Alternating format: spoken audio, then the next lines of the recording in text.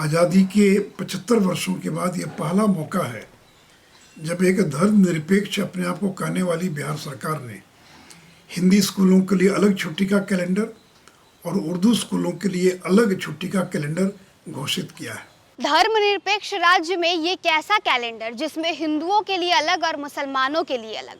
नमस्कार, आप देख रहे न्यूज़ फॉर नेशन और मैं स्वाति पांडे आपके साथ।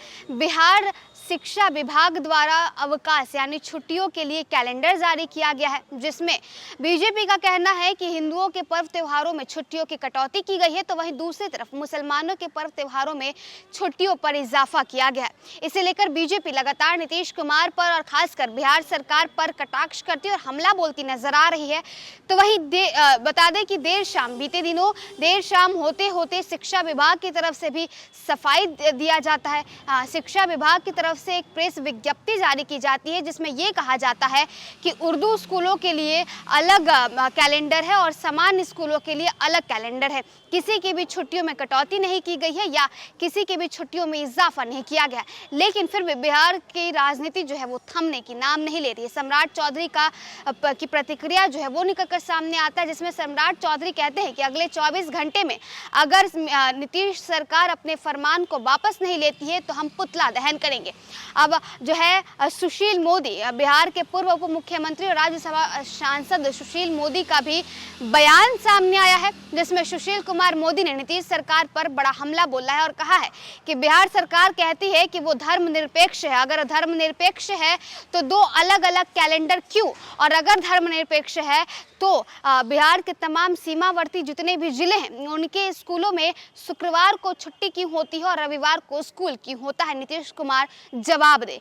क्या कुछ सुशील कुमार मोदी का कहना है कैलेंडर पर, किस तरह से उन्होंने नीतीश कुमार पर कटाक्ष किया है, वो सुनवाते हैं। आज़ादी के 75 वर्षों के बाद ये पहला मौका है जब एक धर्मनिरपेक्ष अपने आप को कहने वाली बिहार सरकार ने हिंदी स्कूलों के लिए अलग छुट्टी का कैलेंडर और उर्दू स्कूलों के लिए अलग छुट्टी का कैलेंडर घोषित किया है। आज तक तो दो अलग अलग कैलेंडर नहीं होते थे, इसी बार इसकी आवश्यकता क्यों पड़ गई? क्या हिंदी स्कूलों के अंदर मुस्लिम छात्र नहीं पढ़ते हैं और या उर्दू स्कूलों के अंदर क्या हिंदू छात्र नहीं पढ़ते हैं? और उसके बाद भी अगर आप देखें तो मेरे पास 2022 का भी कैलेंडर मेरे पास है, यानी 2023 में जो छुट्टियां घोषित की गई है, और 2024 का भी सामान्य स्कूलों का कैलेंडर है। मैं नीतीश कुमार से पूछना चाहता हूं कि होली की 4 दिन की छुट्टी को घटाकर 2 दिन क्यों कर दिया गया? दुर्गा पूजा की 6 दिनों की छुट्टी को घटाकर 3 दिन, और दीपावली छठ की 9 दिन की जो छुट्टी थी उसको घटाकर 5 दिन कर दिया गया। तीज की छुट्टी समाप्त हो गई। अनंत चतुर्दशी, ज्योतिया, रक्षाबंधन, अंतिम श्रावणी, गांधी जयंती, इन तमाम छुट्टियों को समाप्त कर दिया गया। और वही दूसरी ओर उर्दू स्कूलों के अंदर ईद की 1 दिन की छुट्टी को बढ़ाकर 3 दिन, बकरीद की 2 दिन की छुट्टी को 3 दिन और मुहर्रम की 1 दिन की छुट्टी को 2 दिन कर दिया गया। क्या उर्दू स्कूलों के लिए छुट्टी का कैलेंडर अलग होगा? क्यों बिहार के अंदर उर्दू स्कूल शुक्रवार को बंद रहेंगे और बाकी स्कूल रविवार को बंद रहेंगे? क्या सभी स्कूल रविवार को बंद नहीं रह सकते हैं? ये जो अलगाव है, इसी अलगाव ने इस देश के अंदर विभाजन का बीजारोपण किया था।